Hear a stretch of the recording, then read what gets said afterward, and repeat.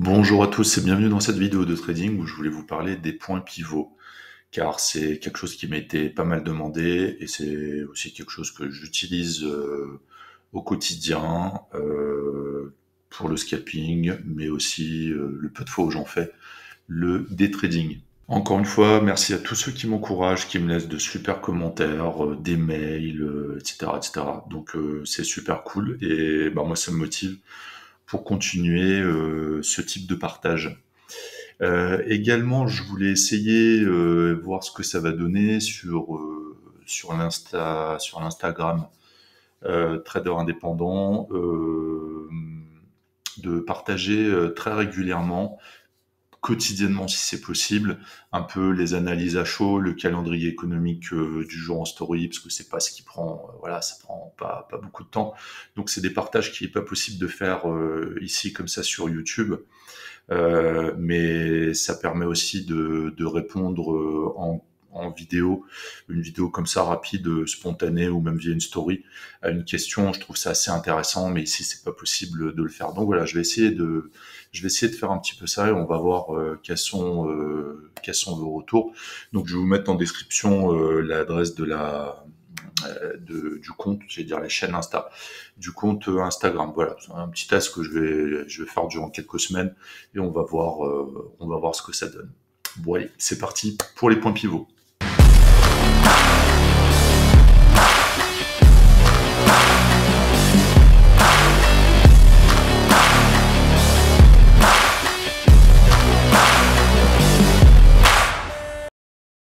Oui, du coup, pour rassurer certaines personnes qui m'avaient posé la question à savoir si j'allais bien ou quoi, parce que on me disait quelquefois t'as l'air crevé, on se demande si t'es pas dépressif ou quoi.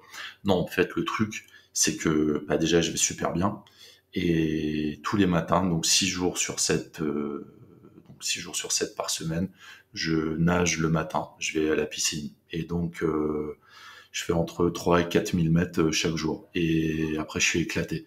Donc en fait, quand je vous fais la vidéo et que je suis éclaté, c'est que voilà, je me suis juste fait plaisir et bon, ok, je suis éclaté, mais psychologiquement, psychiatriquement parlant, ça roule. Ou du moins, d'après mes critères, ça roule, donc vous inquiétez pas, tout est ok. Alors, les points pivots, qu'est-ce que c'est?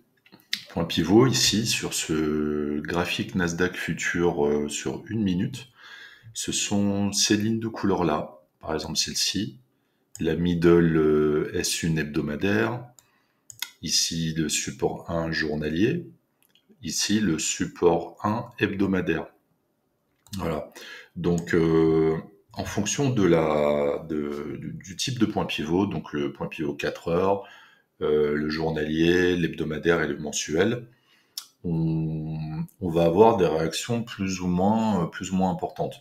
Donc en trading, sur futur en tout cas, ce qui fait foi dans le marché, même pour les CFD, les points pivots en fait provoquent des réactions, des ralentissements, des réintégrations, des rebonds. Quelquefois, le prix touche ou frôle à 2 ou 3 ticks le point pivot et rebondit.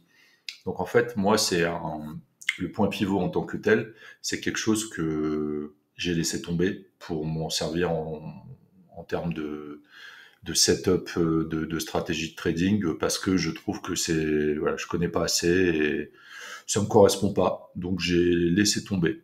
Maintenant, j'avais deux options. Soit je me voilais la face et je les effaçais de mes graphiques, et je me retrouvais à me prendre beaucoup de rouge car le prix rebondit à un moment donné, on ne sait pas sur quoi.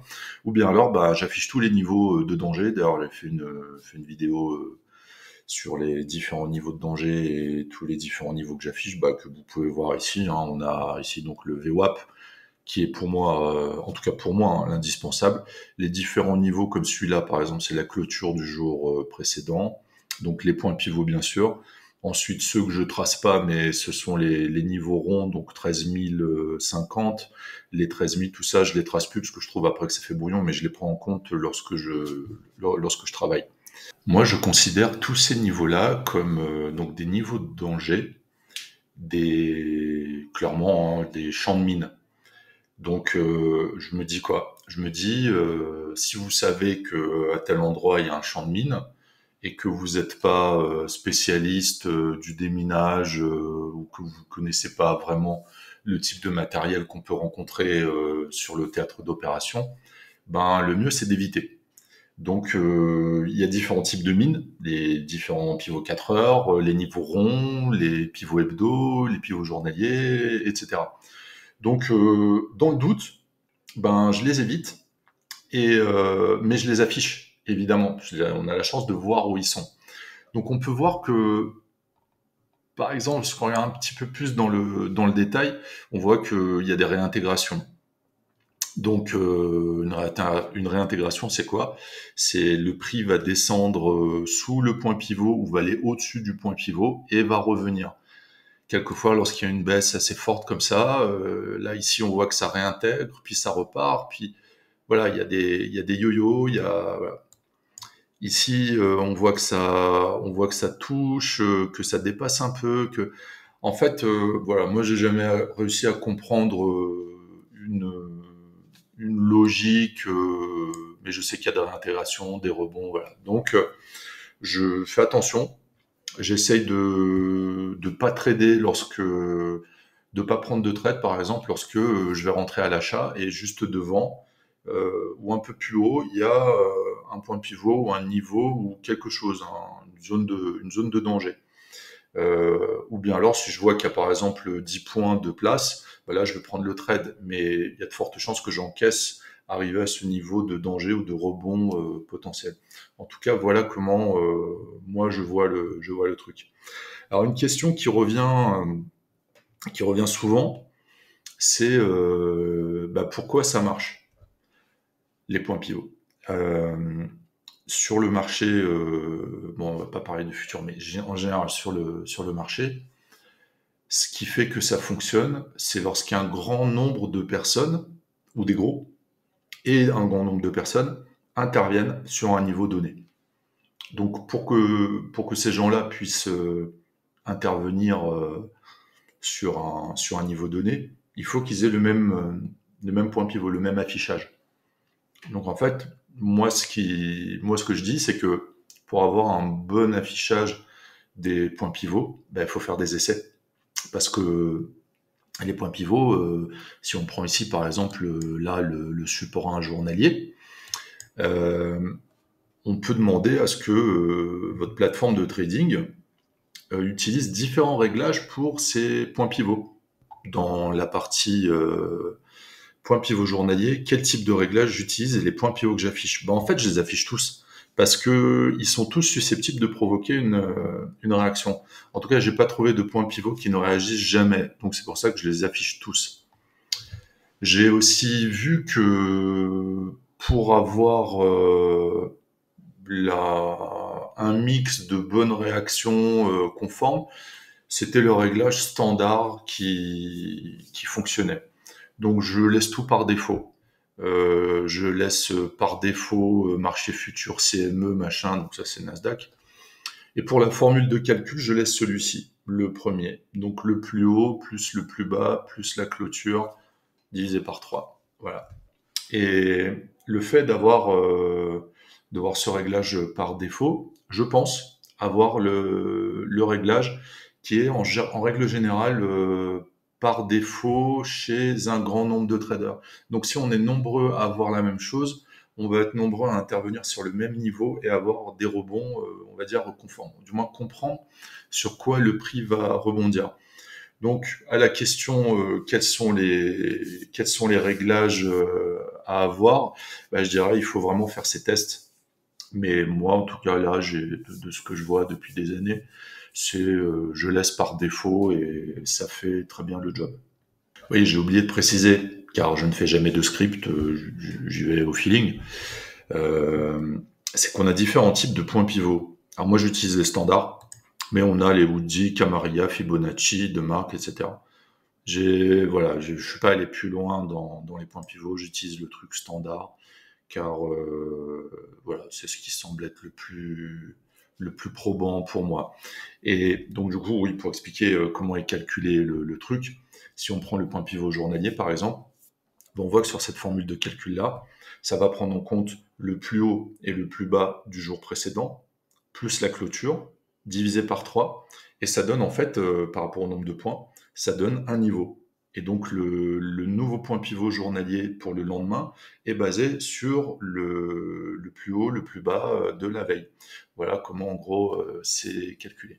Bien évidemment, tout ce que je partage ici, c'est propre à moi, hein. Je suis pas en train de vous dire ce que vous devez faire. Moi, je veux juste vous donner des pistes de réflexion ou des pistes à explorer, à tester par vous-même. Mais n'oubliez pas qu'en trading, vous êtes solo, vous êtes tout seul. Donc c'est juste pour vous donner des idées, de l'inspiration. Si vous suivez cette chaîne, vous savez que je travaille exclusivement en termes d'unité ou de type de prix, d'affichage de prix avec les Renko. Donc ce qu'il faut savoir, c'est que sur les Renko, si vous demandez l'affichage des points pivots, vous allez avoir des choses qui sont totalement farfelues par rapport à ce que vous avez avec des bougies type ici Aikenashi. Donc sur les Renko, ça sert à rien, à mon avis, d'afficher les points pivots, car il y a très peu de personnes qui tradent, ou du coup de gros, qui tradent sur Renko. Et du coup, bah, s'il n'y a pas grand monde qui utilise le Renko, les points pivots qui sont proposés sur le Renko, ils représentent rien du tout en termes de volume dans le marché. Donc les probabilités de réaction sont merdiques. Donc c'est pour cette raison que moi j'ai besoin d'avoir les points pivots, on va dire officiels, ou ceux qui me correspondent le plus, donc sur futur, pour voir à quel moment je dois prendre ou pas un trade, à quel endroit je dois sortir d'un trade, à quel endroit je vais rien faire du tout parce que c'est un champ de mine de points pivots, surtout si la veille le prix a été dans un range très étroit. Donc c'est pour cette raison que j'ai un double affichage. Ici, je vous ai mis le graphique en parallèle, bougie Aikenashi et Renko. Donc là, ce sont des trades, que j'ai pris. Généralement, je les marque comme ça, hein, comme je vous l'indiquais dans de précédentes vidéos. En vert, c'est les bons trades. Ici, c'en est un que j'ai pas pris, alors qu'il était bien. Au niveau des flèches, par rapport à celui-ci, je voulais juste vous montrer pourquoi je l'avais pris, malgré la présence de points pivots. Ici, j'ai utilisé le dernier setup qu'on a vu dans la vidéo précédente. Enfin bref, c'est dans cette vidéo-là. Je la mets en lien. On utilisait l'indicateur technique rock'n'roll et la moyenne mobile exponentielle 31 périodes. Donc là, on voit que je rentre pile sur cette bougie-là. On est bien dans le rouge. Et puis, je vais chercher TP de 4 points. Donc ça, c'était un trade conforme. Et on voit ici ce que ça donne, c'est que il y a un début de réaction, de rejet du point pivot support 1 journalier et qui nous emmène bien à la baisse. Et je sors avant, donc je sors à la clôture en gros de la bougie 2 minutes, même si ça je l'ai pas vu parce que j'étais sur Renko, mais je sors avant.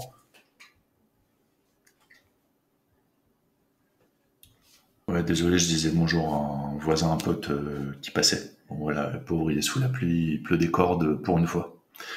Donc on en était où? J'en profite aussi ici pour répondre à Philippe qui m'avait posé une question en commentaire, donc je lui avais fait une réponse, mais si jamais c'était pas clair, là au moins on a un exemple probant. Il m'avait posé la question suivante. Dans, dans le setup que j'utilise, euh, moi j'ai une double programmation sur le Stream Deck. Donc j'ai une partie qui fonctionne avec TP et l'autre sans TP. Tout est préprogrammé. Voilà. Et il m'avait posé la question suivante, comment est-ce que tu fais pour choisir que dans tel trade tu vas aller avec TP ou sans TP? Eh ben, je lui avais répondu que j'y allais en fonction soit de la volatilité ou du type de rebond qui venait d'y avoir, si c'était vraiment quelque chose qui était push, euh, et aussi en fonction de la place qu'il y avait. Alors quand je dis la place qu'il y avait, c'est quelle est la place disponible entre le moment où on rentre dans le trade et l'hypothétique support ou résistance suivante. Donc ici, par exemple, on voit que ici à 16h03, on avait des points pivots qui pouvaient nous bloquer. Mais ici, donc à 15h, à 15h58, on voit qu'on a beaucoup de place. On voit que ce niveau, donc le plus bas du jour précédent, il y a eu un rebond dessus. Et ensuite, on a vachement de place. On a 20 points, en gros, un peu plus de 20 points de vide, où il n'y a rien du tout. Il n'y a pas de point pivot ni rien. Et donc moi, je rentre, j'ai de la chance lorsque je rentre ici. Donc en plus, le setup, la configuration est vraiment conforme. Et là, mon prochain niveau où il peut y avoir une réaction, euh, un retracement, c'est ici. Donc c'est pour cette raison que là, pour celui-là, je suis rentré sans TP et j'ai laissé dérouler le plus possible. Bon, ensuite, je sécurise très rapidement le trade et je me fais souvent sortir par stop profit. C'est ce qui s'est passé ici en l'occurrence, mais voilà, c'était pour répondre d'une manière un peu plus imagée à la question de Philippe. Donc Philippe, donc je vais essayer de synthétiser ces histoires de points pivots et de setup, quand trader, ne pas trader. Je parle encore pour moi de comment je fais. Lorsque votre setup se produit et que, enfin moi, voilà, je vais parler pour moi, lorsque mon setup est en train de se construire ou vient de se présenter, si j'ai quelque chose qui risque très rapidement de me bloquer, je fais pas. Si j'ai rien, je fais. Le combo, c'est pour ça qu'ici j'ai sélectionné cette partie-là. Alors ici c'est un trade que j'ai marqué comme non pris, alors que il aurait dû être vraiment pris. Ça c'est un trade qui peut faire la journée, hein, parce que là c'était quand même une belle un beau rebond avec une belle accélération. On peut le voir ici sur le 1 minute. Mais j'étais pas devant parce que de mémoire, là, j'étais en train de faire un goûter. Voilà, donc c'est comme ça. Ici, c'est combo. Pourquoi? Parce qu'on a le VWAP. Première raison. Deuxième raison, on a un rebond sur les 13 050. On voit que c'est voilà, un demi-point près, on rebondit dessus.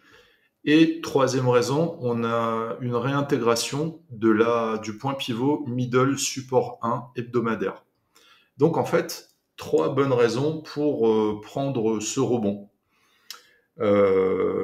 Ici, si j'avais pris le trade, je l'aurais pris grâce au setup que j'utilise, mais la manière, on va dire une manière un peu dégradée du setup Renko avec le MACD 0 retard, c'est-à-dire la manière la plus agressive de ce setup. Alors elle marche très bien, mais il faut correctement l'utiliser. Ici, c'est vraiment un très bon contexte pour l'utiliser parce qu'on a trois bonnes raisons d'avoir un rebond vraiment efficace. Donc je rappelle juste ce que j'avais dit dans la vidéo qui parlait de ce setup Renko. En gros, lorsque le prix descend comme ça et qu'on a un rebond, on rentre sur le premier ou sur le deuxième point de clôture qui sort des bandes.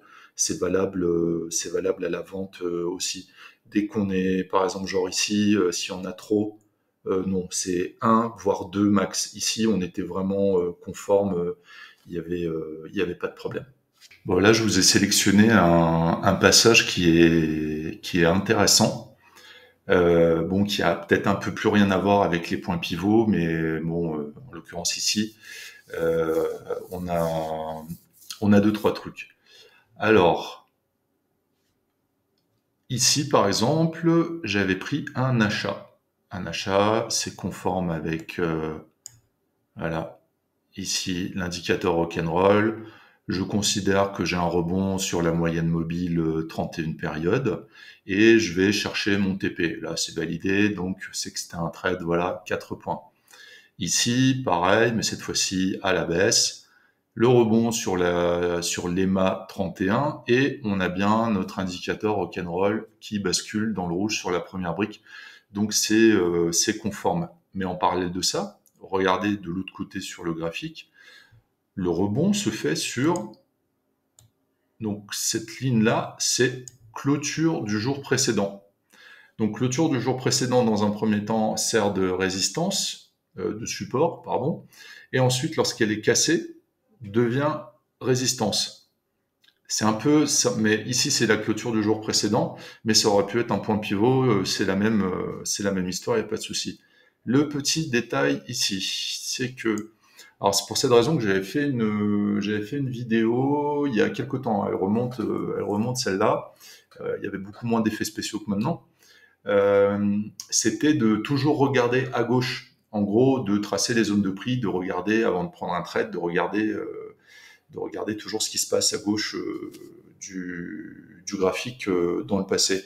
D'ailleurs, comme moyen mémotechnique, je disais que considérez qu'à chaque fois que vous tradez, c'est comme si vous traversez la route et il faut regarder d'abord à gauche. Si vous êtes en gros dans un endroit où on conduit, où ça conduit à droite. Voilà. Pourquoi je dis ça et qu'ici c'est un cocktail de multiples configurations, c'est que regardez cette bougie là ici donc sur le 1 minute, si je vais tracer la zone qu'elle a créée, je me rends compte de quoi? Je me rends compte que là j'ai une belle réaction, donc qui du coup valide ma zone. Alors si j'ai mon setup avec le MACD 0 retard qui me dit de rentrer, bah je vais tenter le coup. En l'occurrence, on voit que c'est un trade qui est très pertinent et qui peut faire la journée en un seul trade, si on arrive à tenir. Sous réserve que on se fasse pas refouler par la clôture du jour précédent, mais voilà. Et ensuite, on voit que cette zone, elle a quand même bien fait le job, hein. Elle a bien bloqué le prix. Et ici, c'est pour cette raison que lorsque je rentrais short, bah, j'utilisais le TP. Parce que d'un point de vue place, je savais que il y avait peu de chances que j'arrive à 50 points en dessous, parce qu'on avait cette zone, à moins qu'elle soit invalidée, etc., et que le VWAP soit dépassé, réintégré ou rejeté, enfin bref. Donc c'est là que je trouve que c'est intéressant, parce qu'on a vraiment une config en très peu de temps, dans un court laps de temps, de, de points pivots, de zones de prix, de niveau type clôture du jour précédent. Ça aurait pu être aussi un niveau du type plus haut de la semaine précédente ou plus bas de la semaine précédente. Voilà. C'est pour cette raison que tous ces niveaux-là, je les affiche et j'essaie de les utiliser au mieux. Et ça fait partie aussi de cette histoire de TP ou pas TP. Ben, il y a de la place ou il n'y a pas de place. Voilà encore un autre dernier exemple, toujours dans ce court laps de temps. On voit que la zone de prix, donc un peu plus tard, quelques minutes plus tard, on voit qu'elle réagit pile poil, mais vraiment pile poil, au point près, au pixel près, et on a une réaction qui fait que on a un début de rebond avec une mini loi de dos. Mais ce qui est intéressant, c'est cette brique-là. Cette brique-là, elle correspond à là. Et ici, le prix est bloqué par la ligne clôture du jour précédent. Mais on voit que lorsque ici, on a cette troisième tentative, c'est cassé. Vous voyez, ici, c'est cassé. Et 1, 2, 3, on est bien sorti des bandes. C'est un trade qui est vraiment sympa à prendre. Je l'ai pas pris, je sais pas ce que je devais faire. Peut-être que je le sentais pas, mais en tout cas, il aurait été sympa à prendre.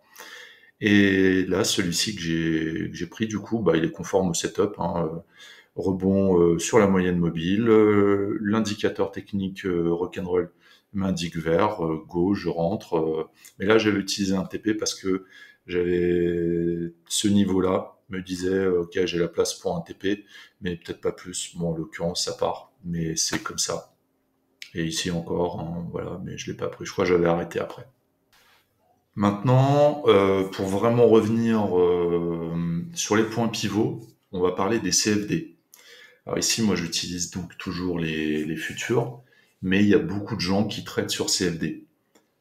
Et ils se retrouvent souvent, je prends cet exemple car je discutais avec un pote qui trade sur CFD l'autre jour, donc vendredi, et lui, il était en train de trader sur CFD. Et de base, il n'avait pas les mêmes cotations que moi. Euh, Mais c'est normal. Sur CFD, c'est le cours, c'est la cotation du courtier avec son spread, etc., etc. Et donc, bah forcément, si déjà on n'a pas les mêmes cotations, lorsque sur futur, il va y avoir un rebond, par exemple sur le niveau 13 000, si on a un rebond pile poil, lui sur ses cotations, je ne sais plus à combien il était, mais il y avait une grosse différence. Donc forcément, lui, il peut pas considérer que les 13 000, c'est super pertinent chez lui. Parce que ça se trouve, les 13 000, il est jamais arrivé et ça rebondit sur 50 points plus haut. Et c'est pareil avec les points pivots. Donc les points pivots sur CFD n'ont pas du tout la même valeur que sur Futur. Car généralement, le courtier réplique le cours officiel, donc le cours des futurs, moyennant après lui sa cotation différente qui fait que bah en fait on n'est jamais au même niveau. Donc pour bien faire ou disons pour faire au mieux, si vous êtes sur CFD et que vous affichez les points pivots, bah essayez d'avoir un graphique futur en parallèle. Alors certains courtiers permettent d'afficher les futurs, d'autres non. Même si vous avez par exemple un graphique futur chez certains courtiers, le cours va être différé de 15 minutes parce que soit vous êtes en version gratuite, vous êtes en période d'essai ou quoi. Donc même si c'est décalé de 15 minutes, c'est pas grave. Une fois que vous avez le point, le niveau du point pivot journalier, par exemple, bah, vous pouvez le transposer un peu sur vos graphiques. Faut juste bien connaître la différence que vous avez entre la cotation future et CFD. Donc voilà, pour de vrai, c'est vraiment pas évident. C'est pas évident d'avoir les bons niveaux sur CFD. En revanche, ce qui fonctionne très bien sur CFD, indépendamment des points pivots, c'est les zones de prix. Voilà. En gros, lorsqu'on a donc le Wyckoff, hein, lorsqu'on trace sa zone de prix sur la bougie 2 minutes par exemple, que le prix rebondit et après il vient redescendre, il retouche le haut de la zone et part, bah là, peu importe en fait le niveau que vous soyez sur CFD futur, il y a une réaction et ça part. Mais sinon, pour le reste, c'est vraiment moins évident. Et moi, je sais que j'ai énormément galéré sur CFD avec les points pivots et les niveaux ronds, bah, parce que ça colle pas, quoi. Bon, en tout cas, j'espère que ça a pu vous apporter quelques éléments de réponse, car c'est vraiment un sujet, c'est vraiment quelque chose qui revient très souvent. Bon, en tout cas, désolé d'être un peu parti dans tous les sens au dernier moment, mais après tout, je fais ce que je veux sur ma chaîne. Mais voilà, c'était aussi pour vous montrer les parallèles que j'ai sur mes setups et comment je les utilise indépendamment des explications sur les points pivots. Voilà, bah écoutez, je vous souhaite une très bonne journée, ou peu importe quand vous regardez la vidéo. En tout cas, portez-vous bien. Faites attention sur les marchés et bah, je vous dis à très bientôt.